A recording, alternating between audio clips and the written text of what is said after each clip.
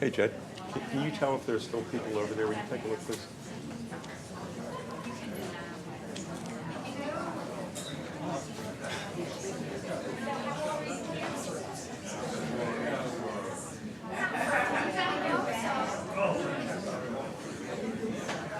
We're good? No, I did that. I beat it.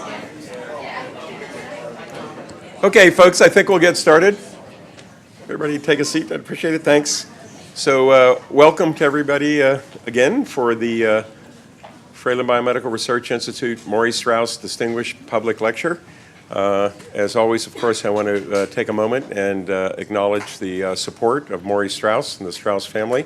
Maury couldn't be here this evening, but some of the family members are here, and it's always great to have all of you here. And again, we can't say enough about the support that this is meant for the lecture series. It brings these topics to the community, so thank you so much again, and please come on. And before introducing tonight's speaker, I just want to put in a plug for the next and final speaker of this year's series. It'll be coming up in a few weeks. And the next speaker will be here on May 23rd. It'll be Dr. Steve Hyman. Dr. Hyman is the director of the Stanley Center for Psychiatry Research at the Broad Institute at MIT and Harvard. He will be speaking on the new genetics of mind, navigating a brave new world. Dr. Hyman was formerly the director of the National Institute of Mental Health, and I guarantee you is a fabulous, articulate, and very entertaining and informative speaker. So hopefully many of you will be here for the May 23rd final presentation in the lecture series. And then we will boot up again in the fall. Can't tell you who we have yet. It's all a secret, but I promise you'll be equally excited as you have been for the speakers in this year's series. So without further ado, it is my great pleasure to introduce this evening's speaker, Dr. Marilyn Carroll from the University of Minnesota. Dr. Carroll is a professor of psychiatry there. As it turns out, in some conversation she and I were having a little while ago, we found out we know about 500 of the same people, personally and professionally. And her husband actually grew up in the same neighborhood I did in Miami and went to a slightly different high school. And I was at Florida State University when she was there, and we have some connections there. So it's great to catch up with a new friend through old connections. But anyway, Dr. Carroll studied psychology as an undergraduate student at Penn State University, and from there did go to Florida State University, where she obtained her Ph.D. in psychobiology and neuroscience. She then moved to the cold Northland, to Minneapolis, and did her postdoctoral fellowship training in behavioral pharmacology at the University of Minnesota. And getting the most flattering sort of offer one gets in this type of a career, after being a postdoctoral fellow there, she was offered to become a member of the faculty at the University of Minnesota, and has been there for a while and served in various ascending ranks, moving up to the rank of professor. So very high form of flattery for the work she had done to be recognized by her colleagues in Minneapolis. Along the way, with all the work she's done, she's received lots of recognition and awards that tell you something about the impact of her work and her recognition by colleagues. For example, she received the University of Minnesota President's Award multiple times. She's been elected as a fellow of the American College of Neuropsychopharmacology. She received from the National Institute of Drug Abuse, NIDA, at the NIH, a Senior Scientist Research and Mentorship Award. She also received from NIH what's called a Merit Award, which is a very competitive and prestigious award to fund an investigator's research who has been particularly productive in the years preceding that. And then she also received the Brady Schuster Award of the American Psychological Association. She has served and does serve on a number of editorial boards in the field. Again, I won't list them all, but including the Journal of Experimental and Clinical Psychopharmacology. She's published over 200 scientific papers, 5 books, and over 30 book chapters along the way. And I think it's safe to say, looking at Dr. Carroll's CV, she's one of those scientists who spends more time doing the science versus chasing a lot of other things that sometimes can be attractive to those of us in the field. And she goes about her work and continues to produce important work affecting the field. Her earliest work involved studying taste aversion conditioning. Went on to look at the connections, beginning to understand the connections between hunger and drug intake, and has studied feeding conditions and drug reinforcement behaviors. She's looked at abuse and intake of a lot of compounds, substances including PCP and cocaine, alcohol, et cetera, and has really provided new insights to a variety of aspects of those conditions, including withdrawal including sex differences, differences between the genders, and then actually taking that to another level to begin to understand the effects of steroid hormones, such as estrogen and progesterone, on those types of behaviors. So while her work has involved pretty much regularly the use of animal models that have allowed us to gain insights that are very difficult to obtain from human types of studies, they are very readily transferable and portable to understanding and affecting even policy and healthcare for humans who suffer from drug addiction. So she's one of those scientists who's getting fundamental answers to questions at a rigorous scientific level, but working right at the interface to bring it into a healthcare application. So without further ado, please join me in welcoming Dr. Carroll.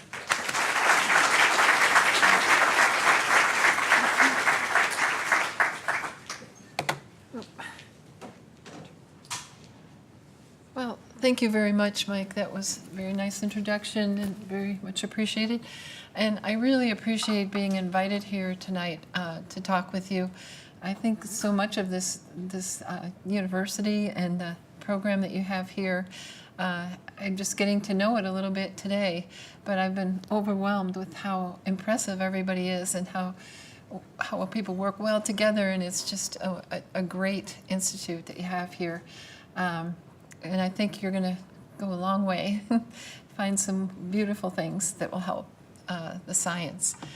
The reason I want to talk about understanding and treating and preventing addiction is because, as we've all heard in the news and current writings on in journals and all, we have a huge heroin crisis right now. People are dying from that. We have other drugs such as methamphetamine, which are costing a lot of people their lives. And I think it's very serious, more serious probably than the media even presents. A number of years ago, a colleague and I were invited down to Chile to talk with a group of scientists there and the government, actually. The Minister of Health was there and all.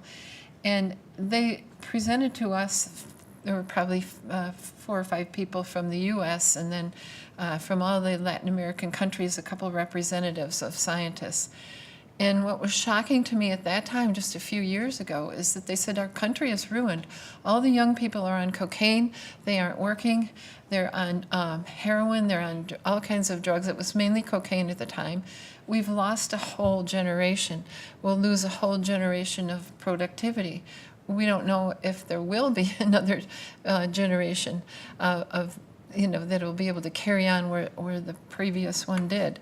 And it just kind of woke me up about, we get in our lab and we do our science, but this is a huge problem for people. And I feel like I've learned a little bit about it, why it is the way it is.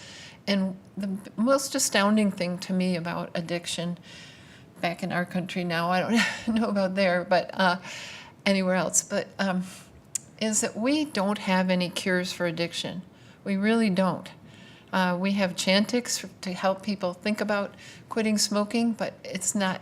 At the end of the year, there's just as many people that have tried to quit smoking with Chantix and failed as those who have tried to quit smoking without Chantix and failed. And we don't have any answers. So I've been thinking, because I've done about 40 years of research on this, but not all on treatment. I've done just the last 10 or 15 on that treatment question. I've been thinking that we really have to examine it. And I have some ideas that I'll present to you, but I would really appreciate any kind of feedback that you might have from your knowledge in the sciences or personal experience or whatever that would set me straight if I'm wrong. If you don't agree, I would like to hear about it. Or if you just have some knowledge that I didn't mention, I think we all need to help each other understand this because it is a big problem. So, I want to start out by just really quickly going through some slides to demonstrate that like it is a big problem. So the national drug overdose deaths in the United States are huge, 70,000 total in 1999 to 2017 time period. A lot of this is due to synthetic narcotics, as you know, like the oxycodone and other than methadone, like fentanyl, those types of drugs, as well as heroin is a narcotic. Prescription opioids, again, is part of that. And down the list there a little bit is cocaine. That's not too bad right now. It's bad. It has its ups and downs, but methamphetamine is a really big problem. And other drugs like benzodiazepines and antidepressants aren't really so much trouble. But this is just a national chart that I thought I'd present. So as you can see, like just any opioid alone, 47,600 deaths. National overdose on prescription opioids, 17,000 plus. Heroin itself, 15,482. And then other deaths involving cocaine and opioids combined, which is speedball. And I don't know that that's real popular right now, but apparently there's been almost 14,000 deaths from that.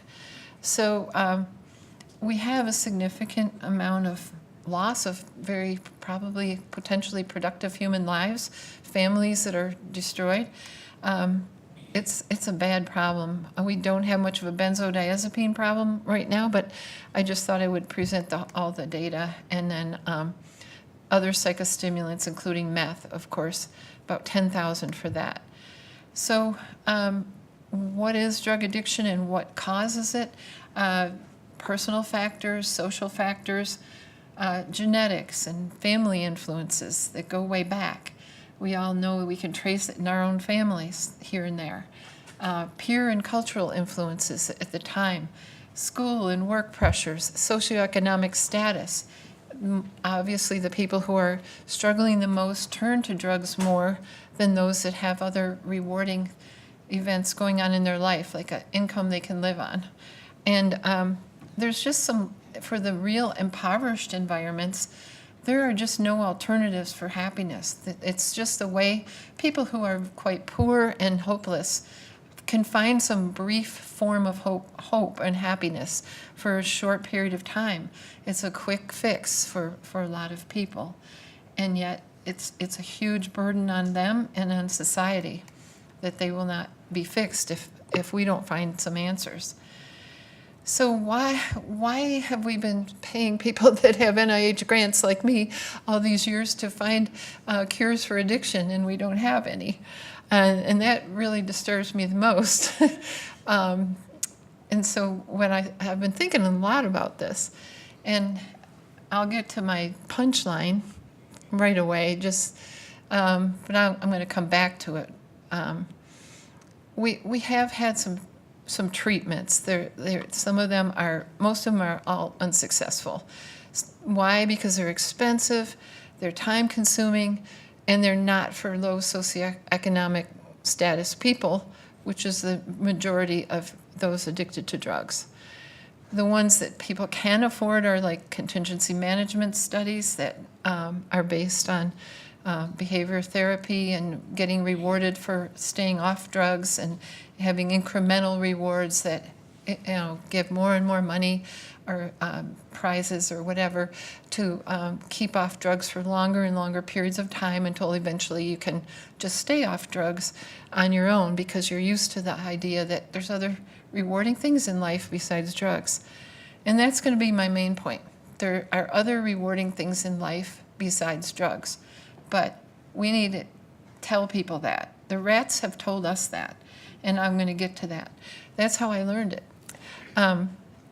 So then there's a self-maintained program down there, the last thing, that is inexpensive, it's free, so everyone could go to that, like a 12-step program, which is AA, or like Narcotics Anonymous, where you go to meetings every so often, more the better, the more days per week the better, which requires time away from a job that you really need. And it has some limitations. The frequent meetings are a limitation, and it asks you to accept a higher power. Some people can't understand that. They can't do it. That doesn't work for them. So it has limitations.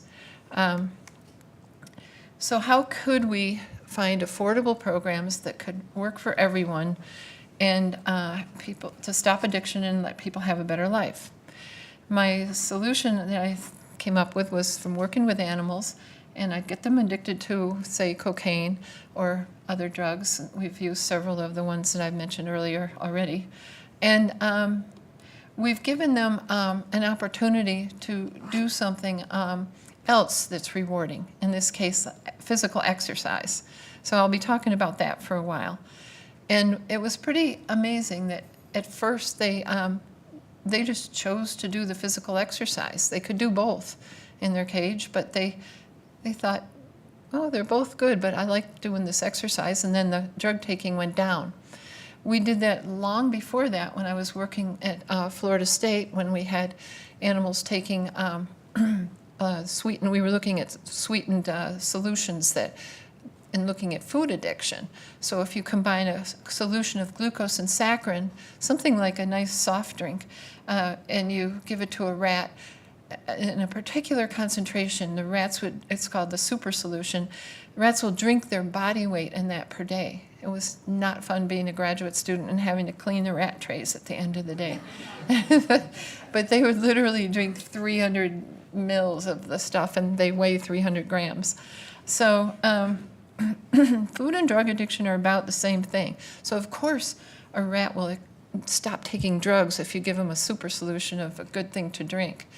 But we can't do that because that's food addiction, and then we've just substituted one bad form of addiction for another. So another one we've been looking at recently is exercise. And let them run on a running wheel. That's something that you see in pet stores for rodents. They love little running wheels. It could be translated into any type of exercise, but that works pretty well. A colleague of mine, Mike Bardo, in Kentucky, uses the exercise wheel, but he also brings in some social peers into a big cage with the wheel and that. And then they have toys that they bring in I don't know why rats like kids' toys, but they like to explore them, and they like novelty. And so we do all that. They do all that. And it does the same thing as just having an exercise wheel in there. It really makes them stop taking drugs. I think at the time they were using methamphetamine in their studies. It was about 10 years ago. So this is a way that we could develop a self-maintained treatment. And while we're doing that, we have to consider now, because we have to use male and female rats in all experiments, and a lot of my own work showed with the sex differences in the hormones that there's huge differences between males and females in the way they take drugs and the way they get treated for taking drugs and reduce their drug taking. So we have to consider sex differences, and there may even be sex-specific treatments.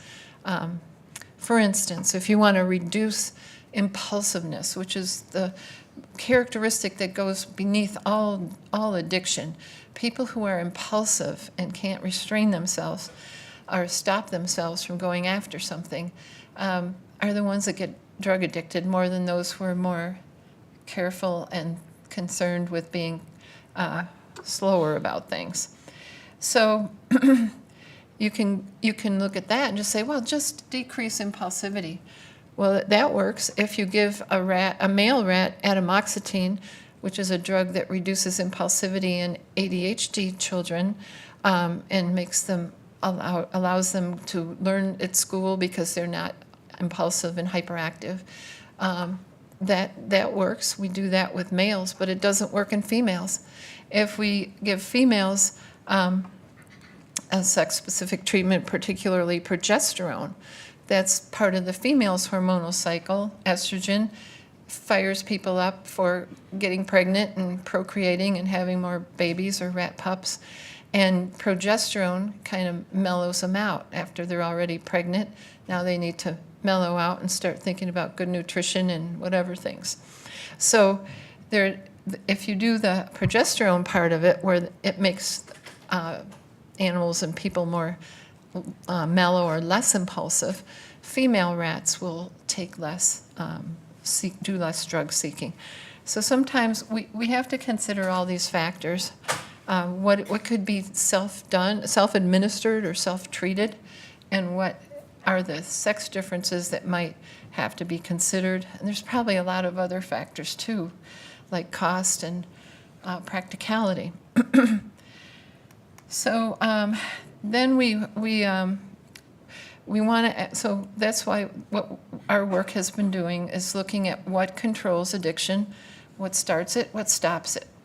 And while learning about this, we looked at different phases of addiction, and we found out there's one that's really what we should be targeting. It's called incubation of craving. If people or animals have drugs on a regular basis and then they don't get them for a while, the craving starts to grow or incubate into something really large. It's all in their mind, but the craving gets bigger and bigger and bigger. And that's where the trouble starts. So often we've used exercise for a treatment for addiction. So in this series of studies that I'm talking about, we have used it in all the phases of addiction, the initiation or maintenance, and the maintenance, escalation of intake, and relapse. And again, incubation of craving is sort of the focus here. So this is the chamber, the way we study this. This is a rat testing chamber. The rat takes its drugs by intravenous infusion. So all it has to do is press a lever, and I forgot how to make the pointer work. Center? Oh yeah. He presses this, he or she will press this, and then it'll start an infusion pump, which is actually located outside the picture here on top of the cage. And the drug will come down this spring-covered tube, plastic tube, and go into its vein, which is right here, a jugular vein. It actually goes under its neck to the jugular vein, and then they get an infusion, say, of cocaine. And when you do that, you can get a number of infusions. The rat will work for many infusions, like up to here it starts at like 60 in this study. And these were the first people that did this study of incubation and craving. Grimm and his colleagues, Hope and Roy Wise and Yavin Shaham, published in Nature a long time ago. And believe it or not, this was so important, but it's been totally ignored for all these years. All these 18 years, it's pretty much been ignored. What happens is over several weeks leading up to like 60 days, the craving, if you measure craving by how much they respond on a lever for the drug when the drug is no longer there, it gets bigger and bigger and bigger and bigger, and it gets huge by 60 in this study. This was a shorter study that only allowed them to have up to 100 infusions, but again, over 60 days, it grew and grew and grew. And these authors have done other studies published in Science where they took it out to a year, and it just kept growing, growing. I don't have that slide, but it went more and more out of the stratosphere here. And then after about a year in a rat, they finally leveled off. So this is what I think we should be attacking, is this incubation of craving, this horrible demon that gets in people and wants them to have more and more and more and more. And we know that as consumers in this country, that's why Costco exists. That's why Walmart exists. We're people that want more of everything. And of course we want more of drugs. So this is what we're dealing with. And I tried to just sort of diagram here what I mean by incubation of craving. So when an animal first starts taking a drug, we call that acquisition of drug taking. And they're really kind of pokey about it. They think it's okay. They take a few hits, and then they're okay with it. They don't go crazy. But they have these red dots are craving episodes, like where I really want this. Then they start to get to a more steady state. They escalate a little bit. They take a little more and a little more. Then something just really prompts them to take a lot more. They start to really increase faster and faster. this is a typical pattern of initial drug taking for humans. And then this is about where, they start getting treatment, when they start to ramp it up here and they say, I have a problem, I need treatment. So they go get some treatment if they're lucky to be able to get it or afford it. And then that's all well and good. The treatment, usually works pretty well in a few weeks, and then they're drug-free for just maybe a few more weeks. But what we didn't know until fairly recently is that it does really not stay away for very long. They eventually try it again a little bit, and then they crave a little, and then they wait, and then they try it a little more, then they crave it even more, and then they just go crazy and take more and more and more, have a lot of craving, and the more craving they have, the more they keep trying to take more and more and more. And it's incubated. The craving has gone out of control, and that's when their drug treatment is very difficult to handle.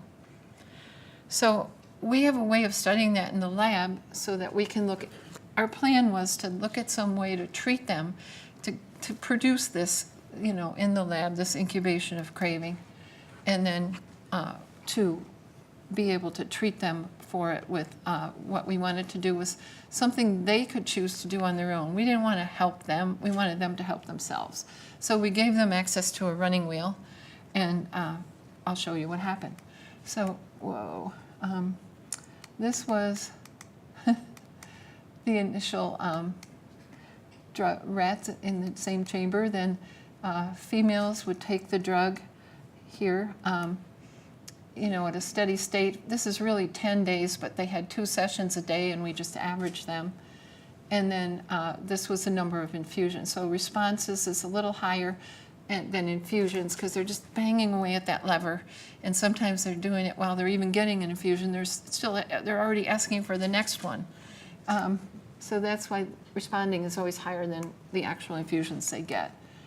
So then males, very similar. They look very similar here. Usually females just take a little bit more drug than males, but this is pretty similar, same thing. And then after they've taken the drug, we take them away from that original chamber where they took the drug. We take out their catheter, and we take off their back harness, and we put them in a whole new room, a whole new environment. So this is where they're going to go get treated. They get put in a different kind of cage with the water and food, and then they can go into this running wheel, and it's like a park. It's a playground for them. So they get to run in the running wheel. And half of the rats don't get to run, they just get to go in here, but we've locked it so it won't turn around, because it's the physical exercise that they really like. And so once we do that, then we go back. Oh, here's how they run. You can see, like, some of them will be there for 3 days, and the ones who we want to see if they're craving incubated, they'll be there for 30 days. So females, males, 3 days, the dark circles are 30. And then we test them after they come out for a relapse. Well, they relapse to drug taking. So we put them back in that chamber that I showed you before. I thought I had another picture of it, but I must have taken it out. It's the same chamber where they first took the drugs. And it's all not activated. They can't take any more drugs there, but they can just go press a lever, and we will count that. So that'll be their measure of drug seeking. So what happens then is males and females, when they go back in the chamber where they took the drug initially, these are the ones that did not get to run in the running wheel. It was locked. So the males showed a lot of, the 30-day males had incubated their craving. They responded like 40 times in there and got nothing. The others that were in there for 3 days, the males, responded about 19 times and got nothing. Females were almost the same, about 40 and about 20. So that was where no running took place. These uncolored bars here are the ones where the 30 days or 3 days where they actually got to run in the running wheel because it was unlocked. And you can see that it significantly reduced their amount of craving and amount of responding. once they went back to get tested for lever pressing. This wasn't statistically significant in the females, but it looks like it should have been. It wasn't quite. But when statistically they were combined, the males and females did show that running in the running wheel blocked incubation of craving right here in those that were in the unlocked wheel. You can see the unlocked was where they ran, both males and females, and the locked, I'm sorry, they're combined. Compared to when it was locked, they had huge craving. So that was a significant reduction in the amount of incubation of craving, just being able to run in the running wheel for 6 hours a day for 30 days. It was mainly the 30-day group that incubated their craving. So that was then repeated with nicotine, and I'll just go through it really fast. Same thing, females, males, they took cocaine either for 7 days or 28. It was a different person that ran the experiment, so they used a little different days. And then they took that in the chamber, pressed the lever for it, and then they went to be in the running wheel for either 7 days or 28 days. So, sorry. That's the result here. Is there was incubation of cravings significantly in the males. That being in the locked wheel, they responded quite high on the lever compared to those that were the 28 days compared to the ones that were the 7 days. So being there a long time gave the craving time to incubate. And when they were treated with the unlocked wheel, the running wheel, they significantly reduced their running. And males, both here and here was significant, and here and here. So they significantly reduced any kind of craving after 3 days or 7 days or 28 days by being able to run. The females just didn't show anything. They didn't show any significant effects. So we don't understand that, except that females don't take nicotine quite as well as males. They aren't as interested in nicotine as males are. And that's certainly not true of human smokers, but in rats, for some reason, females don't like nicotine that much. So that's our model. And then what we've shown is that just by giving a little physical exercise in a rat, so no social component or anything added, we were able to get rid of incubation of craving. And we've gone on to look at other studies. Other people have looked at the effects of wheel running and incubation of craving. And these are just some studies from others that show that reductions in nicotine seeking happen with running wheel activity. And this study by Venero et al., which was done a couple years ago, showed that you could reduce methamphetamine and heroin, but not heroin craving by, I'm having trouble with that button. You could reduce methamphetamine craving by voluntary during voluntary abstinence in males and females, and after 21 days, but not after 1 day. Same here for whether it was voluntary or forced methamphetamine. It was after 21, but not after 1. And heroin just did not show the effect. So that's come up several times that we aren't getting that effect with heroin. And the neurobiological correlates of this have been mapped out by people who do all the neurobiological analyses, that exercise has a lot of beneficial neurobiological effects that improve the conditions that would lead to drug addiction. I won't go into all that. Also, acute exercise in a study by Wang reduced long-term meth craving in exercise sessions before. This shows the exercise sessions before, during exercise, after exercise, and then a follow-up, I think it was 2 weeks later. it's the ones that had exercised, the dark circles, still were suppressed in their craving compared to the ones that compared to before. These were all significantly suppressed, even during and shortly after and way after.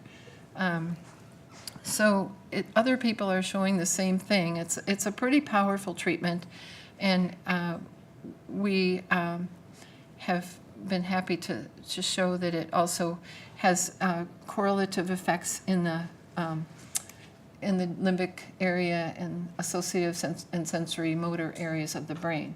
So when exercise was given in the same kind of experiment, we saw dopamine activation significantly reduced in the ones that were exercising versus the ones that were getting an education control. This is in humans. So it does generalize to humans, and I have another example of that right here. At UCLA, they studied human meth users and brought them to a gym, and there was a trainer there.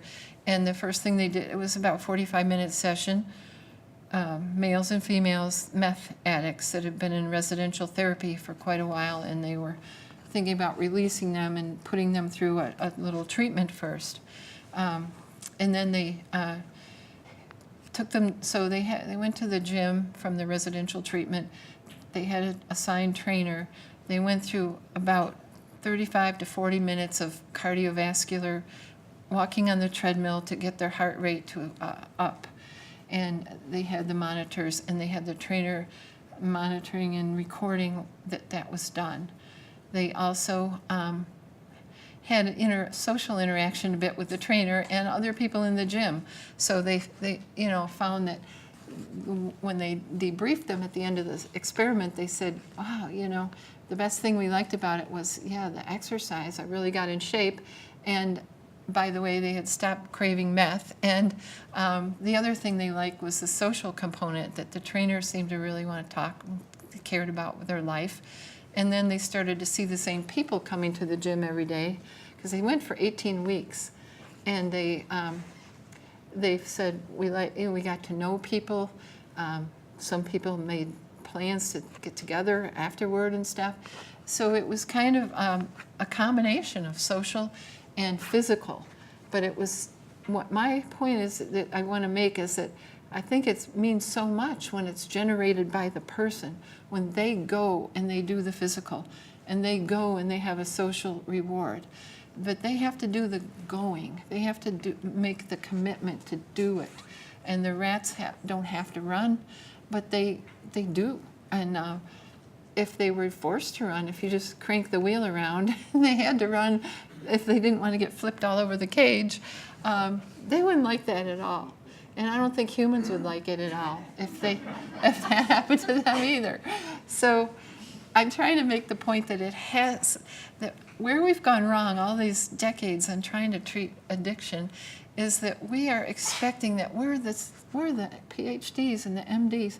We know what we're doing. We can go treat you. We're going to make you better.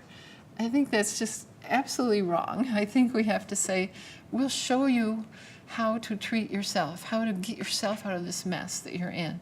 We'll give you some hints. We'll give you some things to try, and let them try it on their own, and let them, they need the supervision with the gym people, but I think it would work so much better than if they come to us as professionals and say, help me with my addiction, and we tell them this stuff, then they're putting all the burden on us, and if it doesn't work, they say it's no good. But it's now the trend, at least in the ones I've seen that work, is to really let them do it for themselves. This was just another study that more recently came out where cigarette smokers were either exercisers or sitters in this study. They go to the place and they could get on the exercise machine or treadmill and do it, or they could sit in a chair. The ones that exercised reported less cocaine than the sitters. So it doesn't have to be exercise. I know that makes a lot of people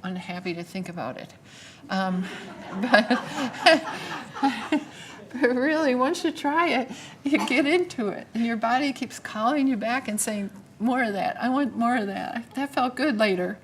But this group at NIH, Venero et al. And Shaham's lab, they're doing these same experiments that we're doing, and they don't have exercise wheels, but they came up with this idea.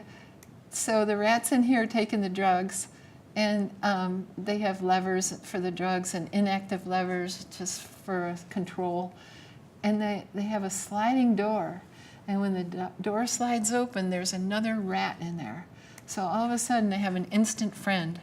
And I tell you, they get the same results that we get with exercise with this plan and they actually choose. They can choose to get food or an instant friend by sliding the door, pushing the lever, and the door slides open, and there's a friend. But they can't touch them. They can only just look at them because it's kind of set up so they're not on the same level, and they don't want any fighting or other stuff. So, but just having another rat in the room makes it. I mean, it really made a difference. So I think they sound like silly, primitive things, but it's all the whole change of thinking. The whole paradigm needs to change. That the animal, the human, needs to choose to do something else instead of being forced into it. And when they did that, the social choice, when it was a choice, it definitely reduced the drug seeking, the craving, in comparison to when it was forced. If they were forced to go that way and they couldn't choose food, they just got shunted over to the left side and got to see the other rat. They didn't like that because they didn't choose it. So they showed a lot of craving. But the same action, when it was the choice of the rat, made them really crave a lot less. It's really kind of startling, and I don't know exactly how it would be implemented. All this would be implemented in humans, except the way Rawson did it at UCLA, and that was really expensive, a really expensive study. So that's just something to think about later. How do you implement this besides paying trainers at fancy gyms to talk to meth addicts or put meth addicts on treadmills and talk to them and make them feel good?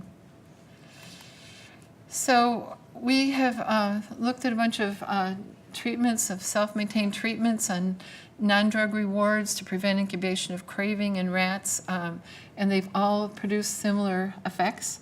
We've looked at cocaine with aerobic exercise in a couple of studies, first with females, then we compared them to males. The Venero lab here has done the palatable food, and then most recently last year, the social peer was a big hit. And then with nicotine, we've got the earlier study I showed you is, again, with aerobic exercise. I don't know what happened to that. Oh, it only worked in the male, or in the males, didn't work in the females. That's why I don't have the females on there. So the next thing I wanted to talk about is, wow, I don't know about that slide. I think that came in there early, but oh, we could talk about it. Anyway, we need to target like the state prisoners, because 15% of the state prisoners have drug-related crimes, and that's a huge amount of people. That's something like 200,000 in the United States. And if we targeted that population, we would not only reduce drug addiction, but we reduce a lot of crimes to get the drugs and other things. So I put this in here because I wanted to say that you know, we need to think about how easy it would be to offer voluntary exercise in a prison where we have a huge amount of drug abuse, huge big problem, costly and everything.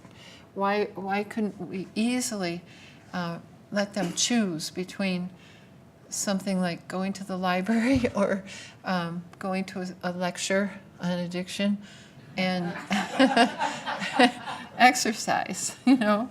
It seems like it's just ripe for trying in a prison population if it works so well in rats. And that is where a lot of our abusers are.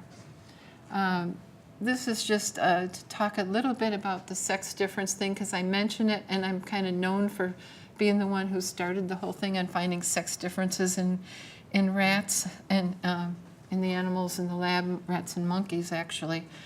But one thing I found when we did these incubation studies was kind of interesting. With initiation studies, like where they first start taking it, females are always dramatically higher than males in how much they take, even during maintenance, even when they're at that incubation phase where they're escalating their intake and incubating their craving. Females are taking a lot more than males. When and doesn't involve any drugs, like withdrawal, you take their drug away, they're not on drugs, their responding goes crazy, like we want drug, and they respond for it, but they don't get it. The females are exactly equal to males. And when we study relapse, we just give them, like I showed you there to study relapse, we just put them in this other environment that's different, the running wheel place. And then they go back in the cage where they got drug, but there's no more anything working in there. And they can press the lever, but they aren't going to get any drug. The males and females will press the lever like 40 times, but they're equal. They're almost equal. They don't show sex differences unless they're consuming the drug.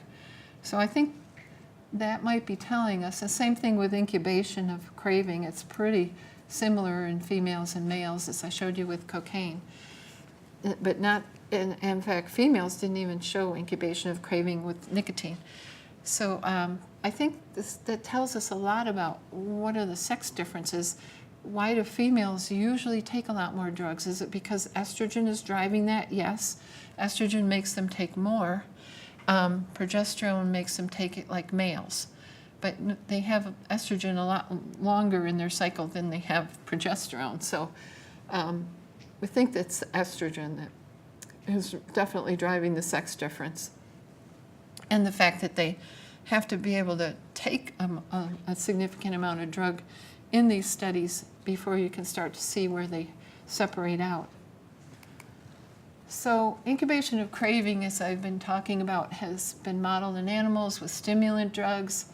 And but unfortunately, we haven't really done much with alcohol, or particularly with the one that's really a problem right now with opioids. And so I just wanted to go over that really fairly quickly. And why is that? Why are these drugs so different?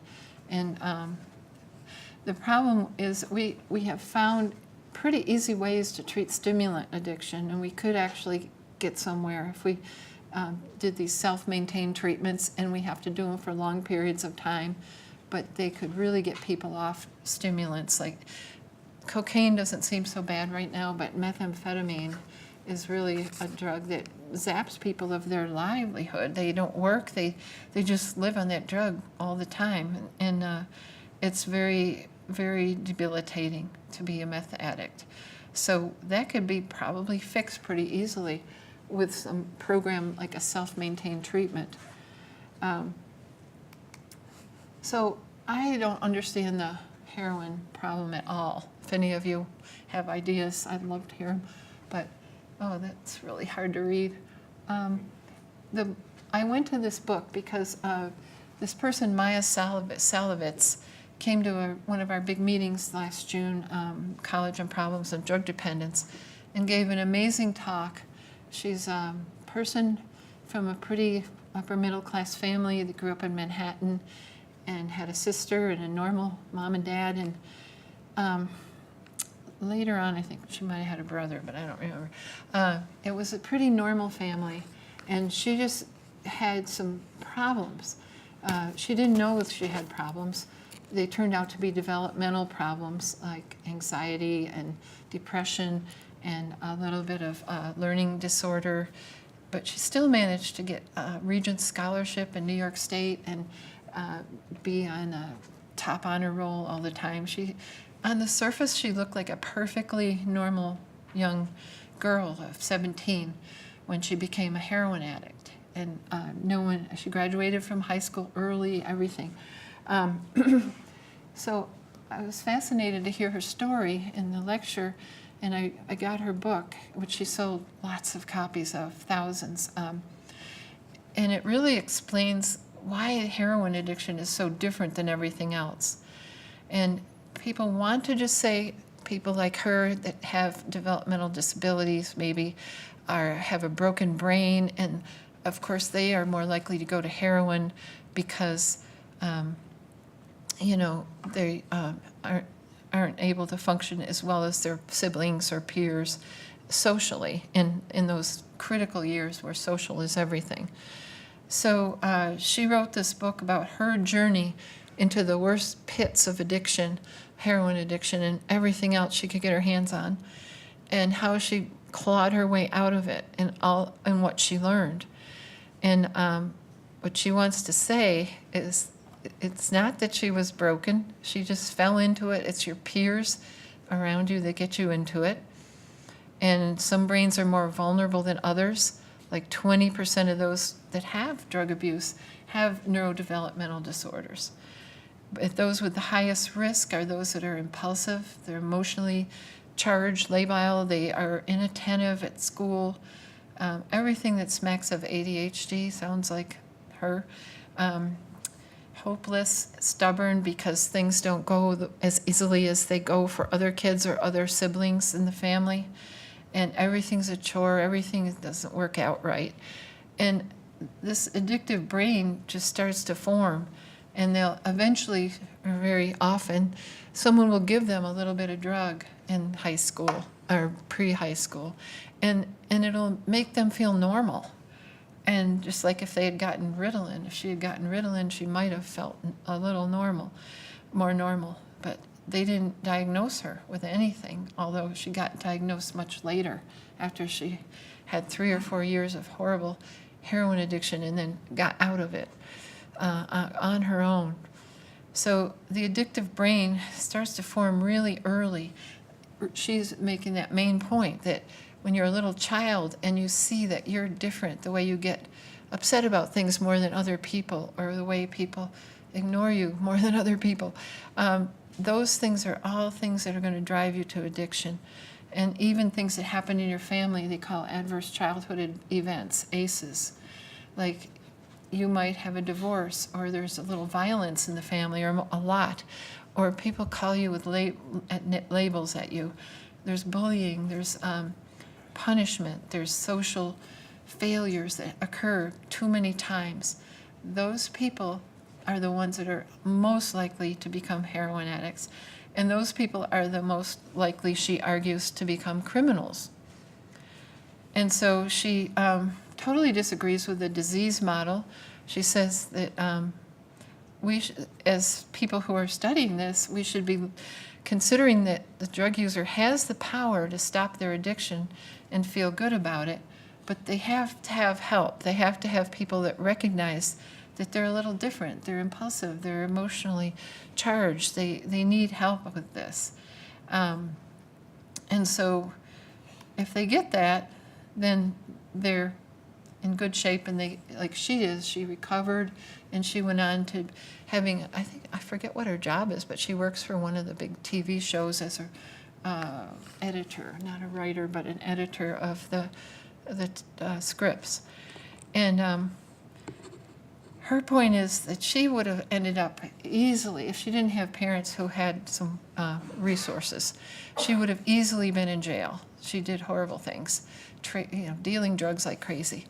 And so she talks a lot about the criminal justice system and how many people are locked up in the United States, something like 200,000, and divide that by 50 states, and that's at least, 40,000 in each state, or 4,000 in each of our states. And she says that the prisons have nothing. You go in there, and she had been in jail a number of times, not prison, but 15% of the state prisoners that are there, as I mentioned earlier, have drug addiction crimes on their record. And they're targeting this population would reduce repeated crimes, because she feels they shouldn't even be in prison at all. They haven't hurt anyone. They haven't stolen money from anyone. They haven't swindled or whatever people get in prison for. They haven't really hurt anyone. And so she's really advocating for all the states to try to avoid getting drug-addicted individuals of any age into the criminal justice system. There's programs funded by NIH that I didn't even know about, called the TIP program, that Treatment Improvement Protocol for Substance Abuse and Family Therapy, that if you have a child like her, as a parent, you could have helped her. You could have put her in that TIP program where they would have recognized it and helped her work her way out of it and recognize why she was different and why it was okay that she would turn out all right. The LEAD program is to take new criminals, brand new 14-year-old criminals, and keep them from going to prison when they're old enough, based on, educating them and with the same thing as help them learn that they do have some developmental problems and they can work through them. Putting them in prison is the worst thing in the world because they never get any help there. This program is not an NIH one, it's based in Seattle, but it has been very helpful at amassing people in the community to help counsel these kids. You can't have a family member do it because they're just too emotional and judgmental. But if you get these people in the community that work in the LEAD program and the law officers as well that are trying to do it, because they realize diversion is going to, from going to prison, is going to help the society and the individual so much more than just throw them in prison. And then if it happens that a young adult does get put in prison, they before they get sentenced and all, they can go through other programs like Arrive that tells them, how things are going to be worse and how their problems aren't going to be solved, their developmental disability problems. So they will help them to at least recognize, if they have to go to prison, that this is what they've got to look forward to and how to deal with it. And so her end of her story says that, we should discuss helping the addiction problem, and depending on the drug, you could go from self-help to an engagement in non-drug rewarding activities with non-opioid drugs like stimulants, meth, and cocaine. Those aren't dangerous drugs, so why should people go to prison for that? They just need help with counseling in the community.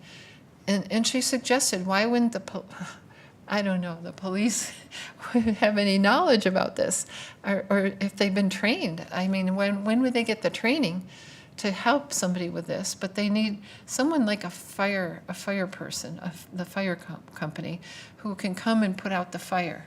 Only the fire is what's going on in their brain. So they need to train police officers to understand addiction and be able to help counsel these kids out of trouble and not put them in jail, which I thought was a really innovative suggestion, but I don't know how it would be implemented because that's local and, they're so underfunded anyway, the police forces. So, but it's just I just thought it was interesting to see what someone who was in the trenches thought about all of this, as I've been talking about rats twirling around on running wheels. So I think the bottom line is that the criminal, the drug addict, whether they're very young or not very young, has to do the work themselves. It's not their fault if they are a kid and they have this problem, but they're still going to have to work at getting the counseling and cooperating with the counseling that they need. And so that is that's my story that I've learned from working with rats and reading a lot about addiction and how to deal with it, the problem. Thank you.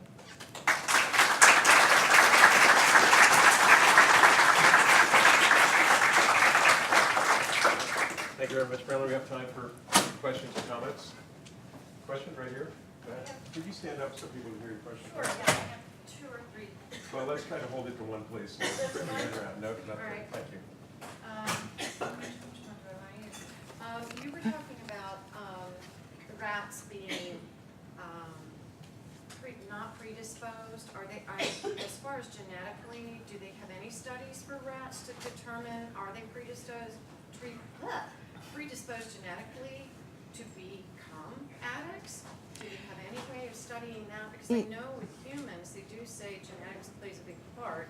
Some people are simply predisposed. Yeah, there's a group out in Oregon that did a lot with rats and mice quite a while ago, showing that they can be alcohol predisposed. And I don't think a whole lot has been done with the other drugs, but they can be genetically predisposed.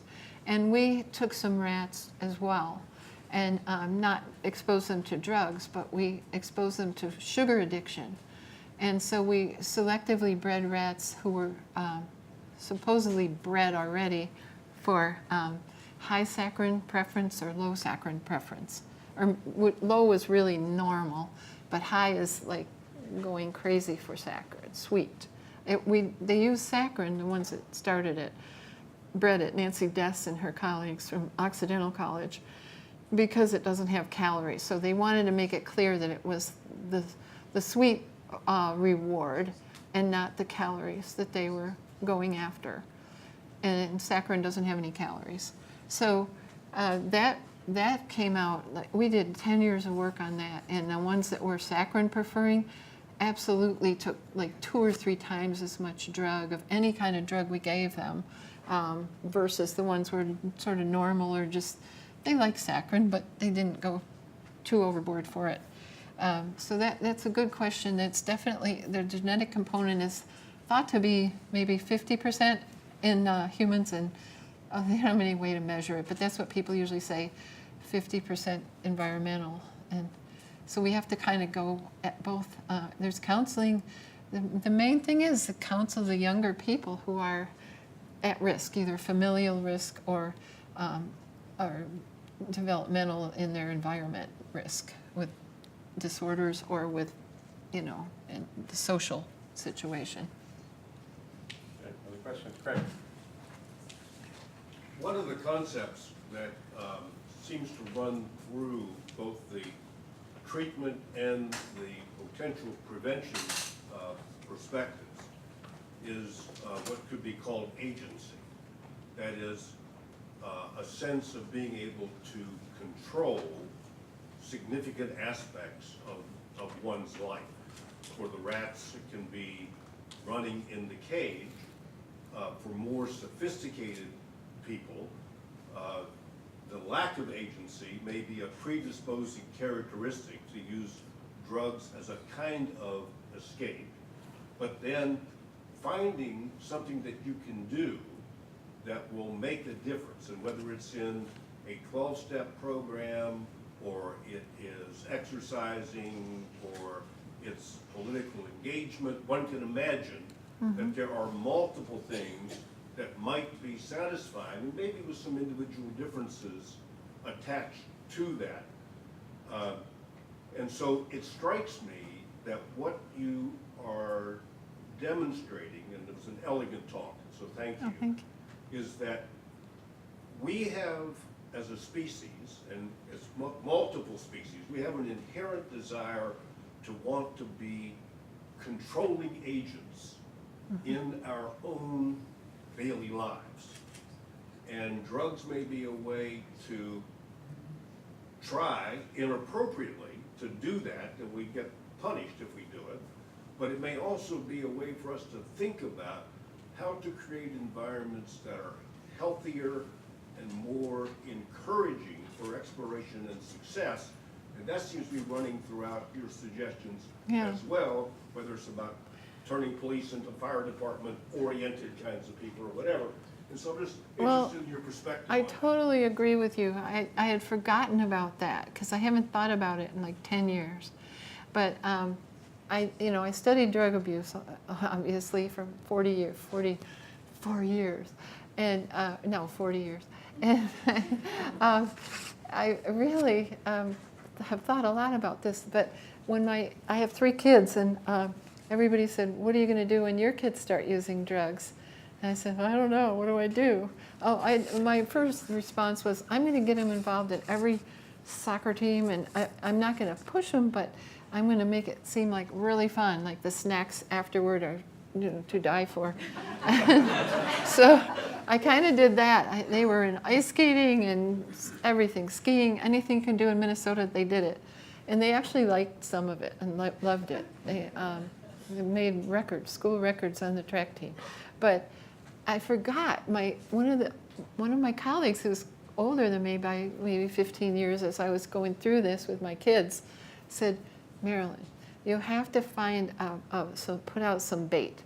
You tell them that you start a fight with them about their hair. Like I have 2 girls, so it was like, if you ever dye your hair, or, if you ever dye your hair, I'm not going to be happy about it. Make a big deal about hair. Don't say you can't use drugs. Please don't use drugs. Say, pick something else and get in a big fight about it with them. And so my 2 daughters did all kinds of weird things to their hair just to get me. And, they never were interested in drugs. It was amazing. And with my son, it was cars. He wanted to drive before he could drive. He wanted to take my little Corvair. What was it? It was a Camry. It was a Camry. I had a Corvair when I was really young. And I didn't know Ralph Nader then. But he wanted that car so bad. You're not old enough. You're 13.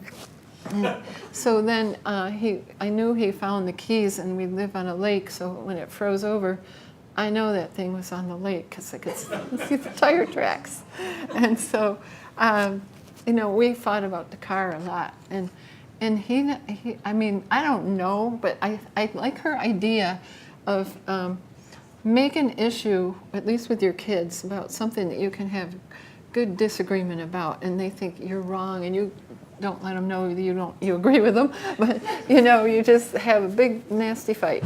And it seemed to help, at least with the girls, because all their friends were drinking a lot, and one became a serious alcoholic by the time she was about 10. So I know that helped with the girls. But I had forgotten that whole point. It's like agency. They have to have control. And so you have to help them get control of something that doesn't matter. Would be my suggestion. What do you think about that? No? Well, or getting control of something that does matter. So, one of the things about being from a lower socioeconomic group is that rarely do those individuals have as much control over their work hours, over how much money they have to spend. All of that gets bundled into, so in part, whether it's choosing some ways to deflect the attention or is providing real coping skills and things that are socially valued, you could do both simultaneously, and presumably that would have a positive effect. Well, having a job, if they can get some kind of job, even if they don't economically need it in the family, would be a thing like that, where they have to have control over it. It's their responsibility, and it's their make it or break it, if what they do with it. So maybe, I know, a lot of parents don't want to make their kids work in, junior high and high school, middle school, but we thought that was a good idea when we made our kids work as much as we could, because other parents told us this. They said they have to have something to control, for good or bad, whatever they do with it. And if you take the heat off the drug scene or the alcohol scene, then they might listen to you about that, but have your debates over something like a job, or whatever they've chosen to do. I don't know if it has to be a debate or a fight, but I don't know what would make them feel in control, or that they've done a good job with something. That's So what- I think because of the time, we're going to have to continue this conversation after. Please join me again in thanking Dr. Fralin. Thank you.